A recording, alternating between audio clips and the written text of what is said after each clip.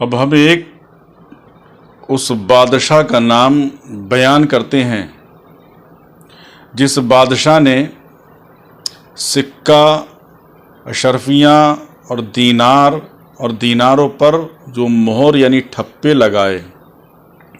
وہ بادشاہ کون تھا؟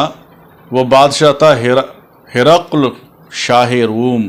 اس کا نام تھا ہرقل بادشاہ روم۔ یہ قیصر روم کا نام ہے، قاموس میں ہے کہ یہ پہلا بادشاہ ہے جس نے سکہ اور اشرفیاں بنائیں اور دیناروں پر مہریں لگائیں۔ یہ پہلا شخص ہے جس نے عہدہ سے بیعت کیا۔ اس کی طرف مشہور صحابی حضرت دحیہ کلبی کو قاصد بنا کر بھیجا گیا تھا۔ حضرت دحیہ کلبی وہی ہیں جن کی شکل و صورت اختیار کر کے حضرت جبریل علیہ السلام بارگاہ نبوت میں اکثر حاضر ہوتے رہے۔ یہ بڑے حسین و جمیل اور خوبصورت تھے۔ حضرت دحیہ کو یہ حکم عالی از بارگاہ رسالت پہنچا کہ مکتوب گرامی کو حاکم بصرہ کے پاس لے کر جاؤ۔ یہ خط لے کر حاکم بصرہ کے پاس جاؤ، وہ کسی کو تمہارے ساتھ بھیجے گا تاکہ وہ تمہیں ہرقل کے پاس لے جائے۔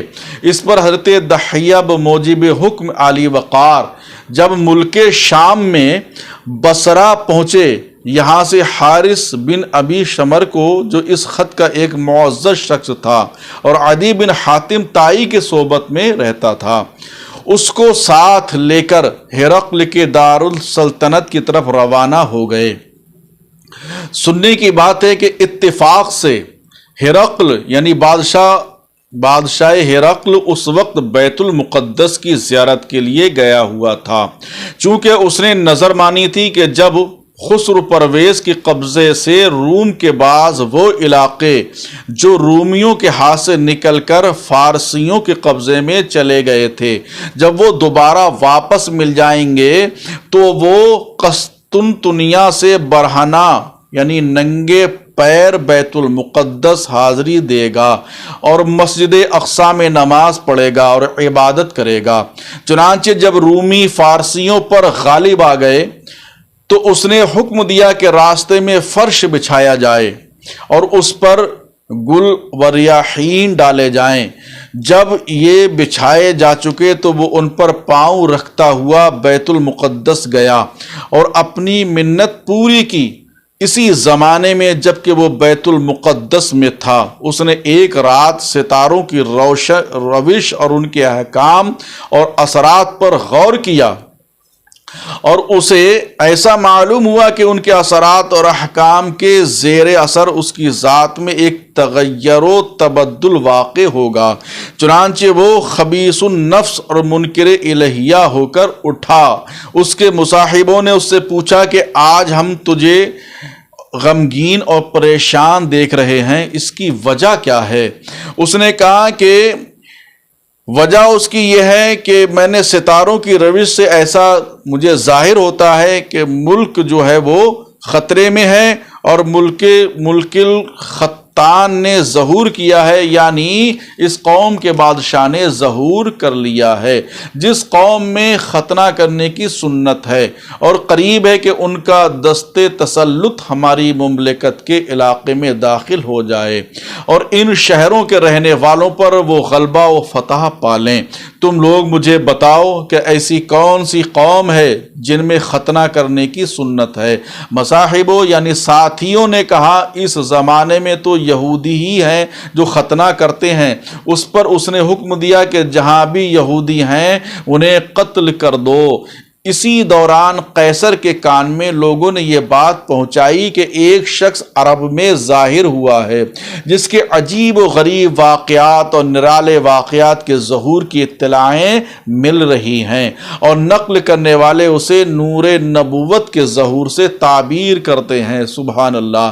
اور نبی آخر الزمان صلی اللہ علیہ وسلم کے احوال شریف بیان کرتے ہیں، اور یہ بات پائے تحقیق کو پہنچ چکی ہے کہ وہ شخص مختون ہے۔ ہرقل نے کہا، ستاروں کی رہنمائی سے مجھ پر جو منکشف ہوا ہے اور جس جماعت کے بادشاہ کا ظہور کا پتہ چلا ہے وہ یہی جماعت ہے۔ اسی درمیان میں حضرت دحیہ کلبی حضور صلی اللہ علیہ وسلم کا مکتوب گرامی یعنی خط لے کر عدی بن حاتم بصری کے مصاحب کے ساتھ پہنچ گئے۔ انہوں نے وہ مکتوب گرامی ہرقل کو پہنچایا۔ اس مکتوب گرامی کا مضمون یہ تھا: بسم اللہ الرحمن الرحیم، محمد بن عبداللہ بندے خدا اور اس کے رسول کی طرف سے ہرقل عظیم روم کی جانب سلام ہو اور اس پر جو راہ راست کی پیروی کرے۔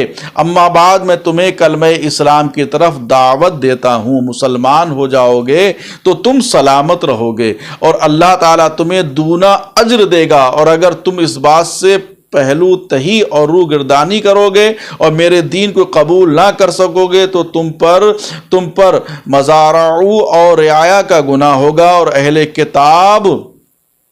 کتاب یعنی بتایا کہ آؤ اس کلمے کی طرف جو ہمارے اور تمہارے درمیان یکساں ہے کہ ہم خدا کے سوا کسی کی عبادت نہ کریں اور کسی کو اس کا شریک نہ ٹھہرائیں اور ایک دوسرے کو خدا کے سوا رب نہ بنائیں۔ اب اگر تم اعتراض کرو تو کہہ دو کہ تم گواہ رہو، ہم مسلمان ہیں۔ ہرقل جب حضور صلی اللہ علیہ وسلم کے گرامی نامے کے مضمون سے باخبر ہوا تو اس کی ہیبت سے اس کی پیشانی پر پسینہ جاری ہو گیا اور اس کی مجلس میں شور و غوغا برپا ہو گیا۔ اس نے اپنے ارکان دولت سے کہا: تلاش کرو کہ میری سلطنت میں کوئی ایسا شخص ہے جو اس دعوے نبوت کرنے والے ہستی کی قوم میں سے ہو تاکہ میں اس کی حالات اور اسے دریافت کر سکوں۔ اتفاق سے ابو سفیان بن حرب صلح حدیبیہ کے بعد تجارت کی غرض سے شام گیا ہوا تھا، جو حضور سے کئی لڑائیاں لڑ چکا تھا۔ لوگ ہرقل کے حکم سے اس کے پاس بیت المقدس لے گئے۔ حضرت ابن عباس رضی اللہ تعالی عنہما ابو سفیان سے نقل کرتے ہیں کہ اس نے بیان کیا کہ جب ہم قیصر روم کے دربار میں پہنچے تو اس نے پوچھا: تم میں سے کون ہے جو قرابت داری کے اعتبار سے اس سے بہت قریب تر ہو؟ میں نے کہا: میں اس سے نزدیک تر ہوں کیونکہ وہ میرے چچا کے فرزند جلیل ہیں۔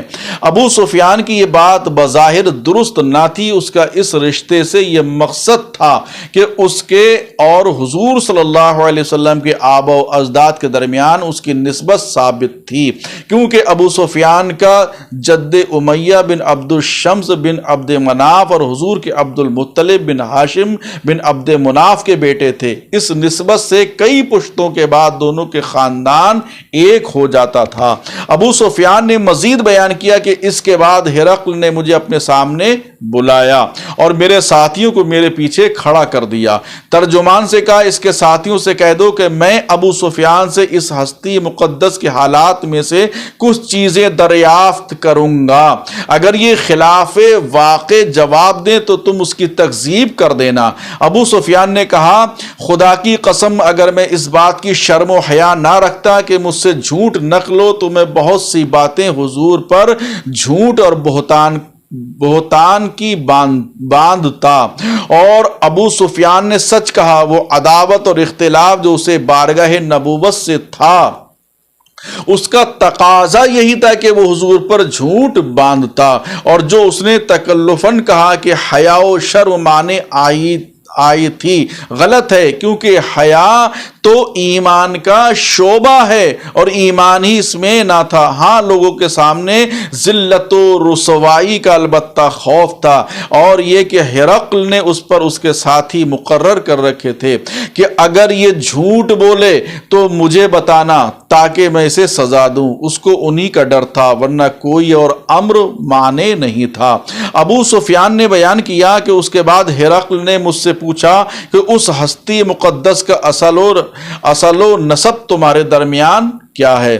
میں نے کہا: وہ ہمارے درمیان صاحب نسب شریف عظیم ہیں، اس لیے کہ بنی ہاشم عبد مناف میں عظمت و شرافت والے گزرے ہیں۔ یہ حدیث شریف میں بھی آیا ہے کہ حق تعالیٰ نے اولاد ابراہیم میں سے اسماعیل علیہ السلام کو برگزیدہ فرمایا اور اولاد اسماعیل میں سے قریش کو اور قریش میں سے ہاشم کو اور اولاد ہاشم میں سے عبد المطلب کو برگزیدہ فرمایا۔ چنانچہ میں ان تمام तमाम बरगुजीदगान में से सबसे बरतर बरगुजीदा हूँ। हिरक्ल ने कहा, अंबिया मुरसलीन अलैहिमुस्सलाम इस तरह शरीफ नसब होते हैं ताकि उनके पैरोकारों को उनकी पैरवी व इत्तिबा में किसी किस्म की झिझक और शर्म व आर लाहिक ना हो। फिर हिरक्ल ने पूछा, क्या किसी ने इससे पहले भी कुरैश की कौम और अरब में से नबूवत का दावा किया है? मैंने कहा नहीं। उसने कहा, अगर किसी ने नबूवत का दावा किया होता तो उसका वहम लाहिक हो सकता था और मैं कहता कि उसे अपने पेशतर यानी सामने करूं और इस बात की तकलीद की है। बयान करते हैं कि हिरक्ल ने पूछा, उनके आबा में से किसी ने बादशाही की है? मैंने कहा नहीं। उसने कहा, अगर ऐसा होता तो मैं कहता ये वो शख्स है जो अपने बाप की बादशाहत चाहता है और नबूवत को उसका जरिया बनाकर अपने बाप की मुमलिकत हासिल करना चाहता है। हिरक्ल ने पूछा, कवि और बड़े लोग उसकी पैरवी करते हैं या कमजोर और मोहताज लोग? मैंने कहा मोहताज लोग, गरीब लोग। उसने कहा, अंबिया अलैहिस्सलाम की ज्यादातर ज़ईफ और मोहताज लोग ही पैरवी करते हैं। हिरक्ल ने पूछा, उनके पैरोकार रोज बरोज बढ़ते जा रहे हैं या कम होते जा रहे हैं? मैंने कहा ज्यादा होते जा रहे हैं। उसने कहा, इसी तरह ईमान का काम बतदरीज ज्यादा होता चला जाता है यहां तक कि हद कमाल को पहुंच जाता है। हिरक्ल ने पूछा, क्या कोई शख्स उनके दीन से बरगुश्ता हुआ है और उनके दीन मुबीन को मकरूह व नापसंदीदा जानकर उनसे फिरा है? मैंने कहा नहीं। उसने कहा, ईमान की चाशनी ऐसी ही होती है, जब यह दिल में सरायत कर जाती है तो जान और रूह से पेवस्ता हो जाती है और दिल से नहीं निकलती। हिरक्ल ने पूछा, दावे नबूवत से कब्ल क्या लोग उसे किज़्बो दरोग के साथ मुतहम्मम कर देते थे? मैंने कहा नहीं। उसने कहा ठीक है, और अब यह जायज ना होगा कि वो लोगों पर झूठ बांधे और खुदा से झूठ मंसूब करते। हिरक्ल ने पूछा, क्या वो उज़्र का दावा करता है? मतलब ये कि वो जंग वगैरह में जो अहद व पैमान के किसी के साथ करता है, क्या उसे तोड़ता और खिलाफ अहद करता है? मैंने कहा नहीं। उसने कहा कि नबियों की यही शान होती है कि वो उज़्र नहीं करते, इसलिए कि उज़्र बद अहदी दुनिया के तालिबों से सरजद होती है और अंबिया अलैहिस्सलाम तालिब दुनिया नहीं होते। अबू सुफियान कहते हैं कि मैंने इतना और ज्यादा कह दिया कि इन दिनों हमारे और उनके दरमियान एक किस्म की सुलह वाक़े हो चुकी है और अहद व पैमान कायम हो चुका है। अबू सुफियान कहती हैं कि मैंने ये गुमान किया था कि इन बातों के दरमियान मेरी इस बात से शायद एक किस्म की मुनफ़अत लाजिम आएगी और इसमें तनक़ीस का पहलू निकल आएगा, मगर ये बात बतरीक़े इम्कान और एहतिमाल थी और खुदा की कसम हिरक्ल ने इस बात की तरफ इल्तिफात ही ना किया और उसने जान लिया कि यह ऐसा एहतिमाल है जो अपनी तरफ से उठाया गया है। उसके बाद हिरक्ल ने पूछा, तुम्हारे और उनके दरमियान जंग वाक़ई हुई है या नहीं? मैंने कहा हाँ। उसने कहा, जंग की कैफियत और उसकी हालात बयान करो। मैंने कहा, कभी वो हम पर गालिब हुए हैं जैसे बद्र में और कभी हम उन पर गालिब हुए हैं यानी उहद में। उसने कहा, अंबिया का हाल ऐसा ही था, कभी दुश्मन के गलबे से मगलूब हो जाते लेकिन बाला आखिर अंजाम का गलबा नुसरत उन्हीं का होता है। हिरक्ल ने पूछा, वो तुम्हें किस चीज का हुक्म देते हैं? मैंने कहा, वो हुक्म देते हैं कि खुदाए वहदहू ला शरीक की इबादत करो और किसी चीज को उसके साथ शरीक ना करो और जो कुछ तुम्हारे आबा व अजदाद कहते और करते हैं उसे छोड़ दो और वो हमें नमाज, रोजा, सदका, सच्चाई, पारसाई, सुलह रहमी का हुक्म देते हैं। उसने कहा, जो कुछ तुमने बयान किया यही सब अंबिया अलैहिस्सलाम की सिफाते हमीदा और आदाते महमूदा हैं। ताज्जुब है कि हिरक्ल ने अबू सुफियान से ये क्यों ना पूछा कि फिर तुम उनकी इताअत क्यों नहीं करते और उन पर ईमान کیوں نہیں لاتے؟ ممکن ہے کہ اس نے یہ خیال کیا ہو کہ یہ وہی جواب دیں گے کہ وہ ہمارے باپ دادا کے خلاف حکم دیتے ہیں، لیکن ہرقل نے یہ نہ پوچھا، اس لیے کہ اسے معلوم تھا کہ یہ کافر و معاند ہیں۔ اہل سیر کہتے ہیں کہ ہرقل نے حضور کی گرامی نامہ کو ریشمی کپڑے میں لپیٹ کر صندوق میں محفوظ رکھا۔ وہ مکتوب اس کی اولاد میں رہا اور کسی بادشاہ نے اپنے محل سے اسے باہر نہیں کیا۔ اس کے بعد قیصر روم ہرقل نے ابو سفیان سے کہا، جو کچھ تم نے حضور کے صفات بیان کیے ہیں اگر یہ واقع کے مطابق ہیں تو عنقریب اس مملکت پر غلبہ پائیں گے اور ان شہروں پر فرما روائی کریں گے، اور میں وثوق سے جانتا ہوں کہ ایک نبی ان اوصاف کا ضرور پیدا ہوگا، لیکن یہ یقین سے نہیں جانتا کہ وہ نبی تمہاری قوم میں سے ہوگا۔ اگر میں جانتا ہوں اور ممکن ہوتا تو میں ضرور ان کے پاس حاضر ہونے کی سعی و کوشش کرتا اور اس سعادت سے بہرمند ہوتا۔ ارباب سیر بیان کرتے ہیں کہ ہرقل جب دحیہ کلبی کو خلوت میں لے گیا اور اس نے کہا، خدا کی قسم میں جانتا ہوں کہ وہ نبی مرسل ہیں اور وہ وہی ہیں جس کے ہم منتظر تھے اور جن کی صفتیں آسمانی کتابوں میں ہم نے پڑھی ہیں، مگر میں ڈرتا ہوں کہ اگر میں نے ان کی پیروی کی تو رومی مجھے ہلاک کر دیں گے۔ اس کے بعد ہرقل نے حضرت دحیہ کو ایک اور شخص کے پاس بھیجا جو رومیوں میں سے تھا اور اس کا نام صنعتر تھا۔ یہ نصارہ کا پیشوا اور دین عیسوی کا امام تھا۔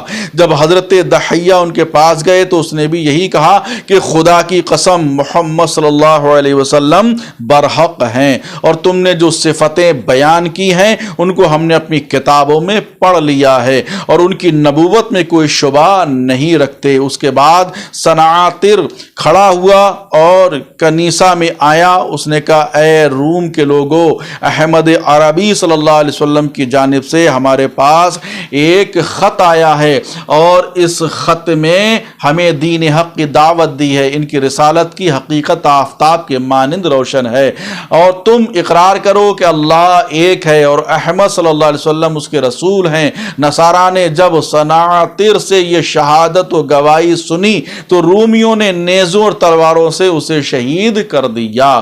اس کے بعد حضرت دحیہ لوٹ آئے اور سارا حال ہرقل سے بیان کیا۔ ہرقل نے کہا، میں نے تم سے کہا تھا کہ میں نصارہ سے ڈرتا ہوں۔ خدا کی قسم صنعتر قوم میں مجھ سے زیادہ بزرگ اور اہل روم مجھ سے زیادہ ان کے ساتھ اعتقاد رکھتے تھے۔ یہ پائے صحت کو پہنچی ہے کہ جب ہرقل کو صنعتر کی خبر پہنچی تو وہ بیت المقدس سے حمص آیا اور جو اس کا دارالسلطنت تھا اور روم کے بڑے بڑے لوگوں کو اپنے دربار میں بلایا اور ان کو وہیں پر روکا اور ٹھہرایا اور ایسے محل میں ٹھہرایا جو بہت خوبصورت تھا، جس کے ارد گرد دیہات کے مانند چھوٹے چھوٹے گھروں، اور اس نے حکم دیا کہ ان دروازوں کو بند کر دیجئے۔ اس کے بعد اس محل کے ایک دریچے سے نمودار ہوا اور کہنے لگا، اے روم کے لوگوں، اگر تم اپنی بھلائی، اپنی نجات اور راہ راست کی خواہش رکھتے ہو اور چاہتے ہو کہ تمہارا ملک برقرار رہے تو اس نبی کی فرما برداری اور پیروی اختیار کر لو جو مبعوث ہوا ہے۔ رومیوں نے جب اس سے یہ بات سنی تو لوگ الگ الگ ہو کر بھاگنے اور لاتے مارنے لگے، جس طرح گدھا دو لتیاں مارتا ہے۔ انہوں نے اپنے منہ دروازے کی طرف پھیر لیے لیکن ان دروازوں کو بند پایا۔ ہرقل نے جب ان کی اس نفرت کو دیکھا تو وہ ان کے ایمان سے مایوس ہو گیا۔ حکم دیا کہ وہ سب لوٹ آئیں۔ جب وہ لوٹ آئے تو اس نے ان کو تسلی دی اور کہنے لگا، میں نے یہ بات تمہاری آزمائش اور دین میں تمہاری سختی و صلاحیت کے امتحان کے لیے کہی تھی۔ میں نے یہ جان لیا ہے کہ تم ثابت قدم ہو۔ اس پر سب راضی ہو گئے اور سجدہ کر کے واپس چلے گئے۔ امام بخاری اپنی صحیح میں کہتے ہیں کہ ہرقل آخرکار یہ تھا کہ علماء کا اس میں اختلاف ہے کہ آیا کہ ہرقل دنیا سے مسلمان گیا یا نہیں۔ بعض علماء کا خیال ہے کہ ہرقل نے دنیا کو عقبہ پر ترجیح دی اور شرف اسلام سے مشرف نہ ہوا، جیسا کہ صحیح بخاری کی حدیث سے ظاہر ہوا، کیونکہ اس کے 2 سال کے بعد غزوہ موتہ میں مسلمانوں کے ساتھ اس نے جنگ کی اور اس جنگ میں کثرت سے مسلمان شہید ہوئے، جیسا کہ انشاءاللہ ہم آگے بیان کریں گے۔ نیز مروی ہے کہ لشکر کو لیس کر کے تبوک کی جانب جنگ کے لیے آیا، اور علماء کی دوسری جماعت کا خیال یہ ہے کہ ممکن ہے کہ پوشیدہ طور پر ایمان لے آیا ہو اور اپنی ہلاکت اور اپنی بادشاہت زائل ہونے کے خوف سے یہ معاصی ظہور پذیر ہوئی ہو۔ لیکن مسند امام احمد بن حنبل میں مروی ہے کہ اس نے تبوک سے حضور کی خدمت میں خط لکھا کہ میں مسلمان ہوں۔ حضور نے فرمایا جھوٹ کہتا ہے، بلکہ وہ اپنی نصرانیت پر ہے۔ مورخین کا اس میں بھی اختلاف ہے کہ حضرت ابوبکر صدیق رضی اللہ تعالیٰ عنہ یا حضرت عمر فاروق اعظم رضی اللہ تعالیٰ عنہ کے زمانے میں خود اسے یا اس کے بیٹے کو مسلمان